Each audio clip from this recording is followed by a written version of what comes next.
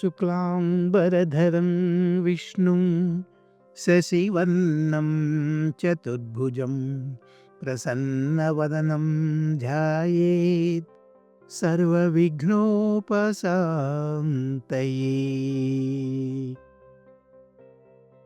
వందే శంభూమాపతిం సురగురుం వందే జగత్కారణం వందే పన్నగభూషణం మృగధరం వందే పశూనాం పతిం వందే సూర్యశశాంకవహ్నినయనం వందే ముకుందప్రియం వందే భక్తజనాశ్రయం చ వరదం వందే శివం శంకరం. ప్రియ భగవద్భక్తులారా, ఈరోజు కార్తీక మాసము 20వ రోజు 20వ అధ్యాయం పురంజయుని వృత్తాంతం.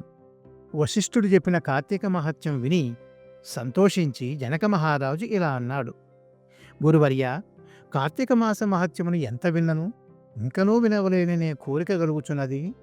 ఈ వ్రత మహత్యమునందు ఇంకనూ ఏవైనా విశేషములు కలవా అనే సందేహము కూడా కలుగుచున్నది. మరికొన్ని విశేషములు చెప్పి నన్ను కృతార్థుని చెయ్యము అని ప్రార్థించాడు. ఆ మాటలకు వశిష్ఠుల వారు మందహాసముతో, ఓ రాజా, కార్తీక మాస మహత్యం గురించి అగస్త్య మహామునికి అత్రిమునికి మధ్య జరిగిన సంభాషణ ఒకటి కలదు, దానిని మీకు వివరిస్తాను అని ఆ కథ చెప్పసాగాడు. రాజా, పూర్వం ఒకనాడు అగస్త్య మహర్షి అత్రి మహర్షిని చూచి, ఓ మునీంద్ర, నీవు విష్ణువంశయందు పుట్టినవాడవు. కార్తీక మాస మహత్యము నీకు ఆమూలాగ్రము తెలియను కనుక దానిని నాకు వివరించవలసింది అని కోరాడు. అంతటా అత్రి మహాముని మందహాసముతో, ఓ ఋషిపుంగవ, నీవు అడిగిన ప్రశ్న చాలా ఉత్తమమైనది. కార్తీక మాసముతో సమానముగు మాసము, వేదముతో సమానముగు శాస్త్రము, ఆరోగ్య సంపదకు సాటియగు సంపద మరి ఒకటి లేదు. అదేవిధముగా శ్రీమన్నారాయణుని కంటే వేరే దైవము లేడు.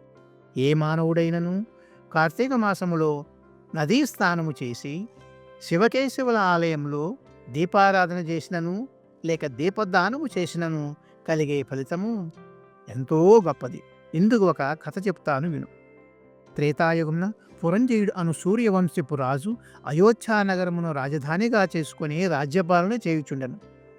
అతడు సమస్త శాస్త్రములు చదివి న్యాయముగా రాజ్యపాలన చేస్తూ ప్రజలకు ఎట్టి ఆపదలు రాకుండా పరిపాలించుచుండెను. కొంతకాలము తరువాత శత్రురాజులను జయించి సంపద బాగా సంపాదించాడు. సంపద బాగా పెరిగే వరకు ఆయనలో బాగా గర్వం పెరిగింది. ఆ విధంగా పురంజయుడు కన్ను మిన్నుగానక అవివేకి అయి సత్యము ధర్మము విడనాడాడు. పురంజయుడు రాజ్యాధికార గర్వము చేతను దుష్టబుద్ధి కలవాడై దేవ బ్రాహ్మణ మాన్యములను ఆక్రమించి పరమ లోభి అయి చోరులను చేరదీసి వారిచే దొంగతనములు దోపిడీలు చేయించి దొంగలు కొల్లగొట్టుకుని వచ్చిన ధనములో సగము వాటా తీసుకుని ప్రజలను భయభ్రాంతులను ఉరిచేయుచున్నాడు. ఇలా కొంతకాలము జరిగింది. అతని పరిపాలన ప్రజలకు చాలా బాధ కలిగించింది. ఆ విషయం గ్రహించి అతని దౌష్ట్యములు 4 దిక్కులా వ్యాపించెను. ఈ వార్త కాంభోజ, కొంకణ, కళింగ సామంతరాజులు తమలో తాము ఆలోచించుకొని కాంభోజరాజును నాయకునిగా చేసుకొని పెద్ద సైన్యంతో రహస్య మార్గము వెంట వచ్చి అయోధ్యానగరంను ముట్టడించి నలువైపులా నగరంను దిగ్బంధము చేసి యుద్ధంను ప్రకటించినారు.